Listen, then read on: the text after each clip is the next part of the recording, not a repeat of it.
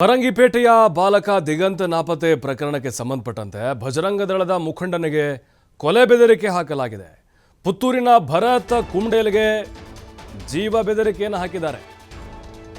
ಯಾಕಂದರೆ ಹೋರಾಟದಲ್ಲಿ ಮುನ್ನೆಲೆಯಲ್ಲಿ ಕಾಣಿಸಿಕೊಂಡಂಥವರು ಭರತ್ ಬಜರಂಗ ದಳದ ಮುಖಂಡ. ಯಾಕಂದರೆ ದಿಗಂತ್ ನಾಪತ್ತೆಯಾಗಿದ್ದರ ಹಿಂದೆ ಹಲವು ಅನುಮಾನಗಳನ್ನು ವ್ಯಕ್ತಪಡಿಸಿದ್ರು. ಈಗ ಅವರಿಗೆ ಕೊಲೆ ಬೆದರಿಕೆ ಬಂದಿದೆ. ಹಿಂದೂ ಮುಖಂಡ ಭರತ್ ಕುಂಡೇಲ್ ಆ ಟೈಮ್ನಲ್ಲಿ ದಿಗಂತ್ ನಾಪತ್ತೆ ದಿನ ಪ್ರತಿಭಟನೆ ನಡೆಸಿದ್ರು. ಅವರ ಆರೋಪ ಅನ್ಯಮತೀಯರ ಕೈವಾಡ ಇದೆ, ಇದರಲ್ಲಿ ಅವರೇ ಕಿಡ್ನಾಪ್ ಮಾಡಿದ್ದಾರೆ ಅನ್ನುವಂಥ ಗಂಭೀರ ಆರೋಪ ಮಾಡಿದರು. ಈಗ ಭರತ್ಗೆ ಸಾಮಾಜಿಕ ಜಾಲತಾಣಗಳಲ್ಲಿ ಕೊಲೆ ಬೆದರಿಕೆಯನ್ನು ಹಾಕಿದ್ದಾರೆ. ಯಾರು ಹಾಕಿದ್ದಾರೆ ಅದನ್ನು ಕೂಡ ತನಿಖೆಯಿಂದ ಗೊತ್ತಾಗಬೇಕು. ಅನ್ಯಮತೀಯರ ಕೈವಾಡ ಇದೆ ಅಂಥೇಳಿ ಭರತ್ ಆರೋಪವನ್ನು ಮಾಡಿದ್ರು.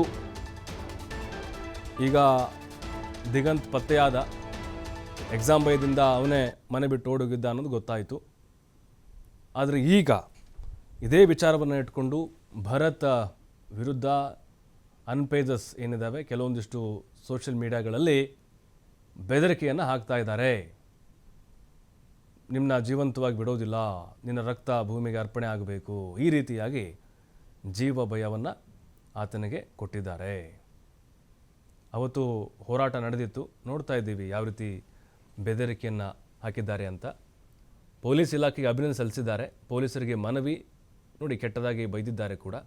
ಪರಂಗಿಪೇಟೆಯಲ್ಲಿ ಕೋಮು ಗಲಭೆ ನಡೆಸೋಕೆ ಸಂಘ ಪರಿವಾರದ ಅಜೆಂಡಾ ಇತ್ತು, ಅದು ನಡೆಯಲಿಲ್ಲ ಅಂತ ಮುಸ್ಲಿಂ ಸಮುದಾಯವನ್ನು ಟಾರ್ಗೆಟ್ ಮಾಡಿಕೊಂಡು ಕೋಮು ಬಣ್ಣ ಬಳಿಯೋಕೆ ನೋಡಿದ್ರು. ಆದರೆ ಪೊಲೀಸ್ ಇಲಾಖೆ ಇಲ್ಲಿ ಮಧ್ಯಪ್ರವೇಶವನ್ನು ಮಾಡಿ ದಿಗಂತನನ್ನು ಪತ್ತೆ ಮಾಡಿದರು. ಅಂದರೆ ಈ ಪ್ರಕರಣವನ್ನು ಭೇದಿಸುವಲ್ಲಿ ಸಕ್ಸಸ್ ಆದರು. ಆದರೆ ಇದಕ್ಕೆ ಕಾರಣಕರ್ತನಾದಂಥ ಈ ಭರತ್ ಏನಿದ್ದಾನೆ ಆತನನ್ನು ಕೂಡ ನಾವು ಸುಮ್ಮನೆ ಬಿಡೋದಿಲ್ಲ ಅಂಥೇಳಿ ಸೋಷಿಯಲ್ ಮೀಡಿಯಾದಲ್ಲಿ ಜೀವ ಬೆದರಿಕೆಯನ್ನು ಹಾಕಿದ್ದಾರೆ. ಯಾಕಂದರೆ ಆ ಪ್ರಕರಣವನ್ನು ಪೊಲೀಸರು ಇನ್ನೂ ಕೂಡ ಭೇದಿಸಿರಲಿಲ್ಲ. ಅನುಮಾನಗಳು ಸಾಕಷ್ಟಿದ್ವು. ಬಟ್ ತರಾತುರಿಯಲ್ಲಿ ಈ ರೀತಿಯಾಗಿ ಕೋಮು ಬಣ್ಣವನ್ನು ಕೂಡ ಅದಕ್ಕೆ ಕಟ್ಟಲಾಗಿತ್ತು.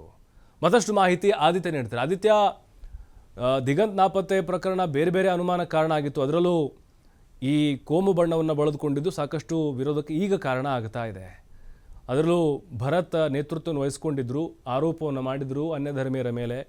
ಈಗ ಯಾವ ರೀತಿ ಅವ್ರಿಗೆ ಉರುಳಾಗ್ತಾ ಇದೆ, ಸದ್ಯಕ್ಕೆ ಭರತ್ ಅವರ ಒಂದು ಪ್ರತಿಕ್ರಿಯೆ ಏನಾಗಿರ್ಬೋದು ಅಂತ? ಪ್ರಭು, ಈಗ ಸದ್ಯ ಈ ಒಂದು ಪ್ರಕರಣ ಒಂದು ತಾರ್ಕಿಕ ಅಂತ್ಯವನ್ನ ಕಂಡಿದ್ರು ಕೂಡ ಮತ್ತೆ ಇನ್ನೊಂದು ಆಯಾಮಗಳಲ್ಲಿ ಚರ್ಚೆಗೆ ದಾರಿ ಮಾಡಿಕೊಟ್ಟಿರುವಂತದ್ದು. ಯಾಕಂದ್ರೆ ಮೊನ್ನೆ ಈ ಒಂದು ದಿಗಂತ್ ನಾಪತ್ತೆ ಪ್ರಕರಣ ಏನಿದೆ ಸಂಬಂಧಪಟ್ಟ ಹಾಗೆ ಒಂದ್ ಕಡೆಯಿಂದ ಡ್ರಗ್ ಮಾಫಿಯಾ ಇದರ ಹಿಂದೆ ಇದೆ, ಮತ್ತು ಒಂದು ಮಂಗಳಮುಖಿಯರ ಗ್ಯಾಂಗ್ ಇವರನ್ನ ಅಪಹರಣ ಮಾಡಿರ್ಬೋದು, ಸೇರಿದಂತೆ ಅನ್ಯಮತೀಯರ ವಿರುದ್ಧ ಕೂಡ ಒಂದಿಷ್ಟು ಅನುಮಾನಗಳು ವ್ಯಕ್ತವಾಗಿತ್ತು, ಕೈವಾಡ ಶಂಕೆ ಇತ್ತು. ಹಾಗಾಗಿ ಈ ಸಂಬಂಧಪಟ್ಟ ಹಾಗೆ ಆ ಪರಂಗಿಪೇಟೆಯಲ್ಲಿ ಬಂಧನ ಕೂಡ ಮಾಡಲಾಗಿತ್ತು.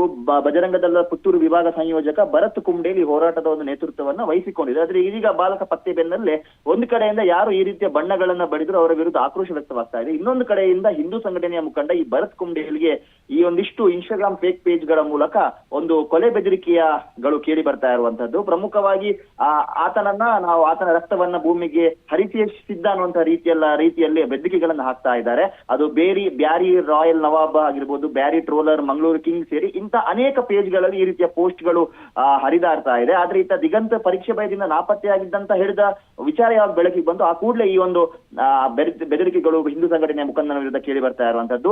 2017ರಲ್ಲಿ ನಡೆದಂತ ಒಂದು ಅಶ್ರಫ್ ಕಲಾಯಿ ಹತ್ಯೆ ಆರೋಪಿಯಾಗಿದ್ದಾನೆ ಭರತ್ ಕುಂಡೇಲ್. ಆತನಿಗೀಗ ಬೆದರಿಕೆಯನ್ನು ಹಾಕ್ತಾ ಇದ್ದಾರೆ.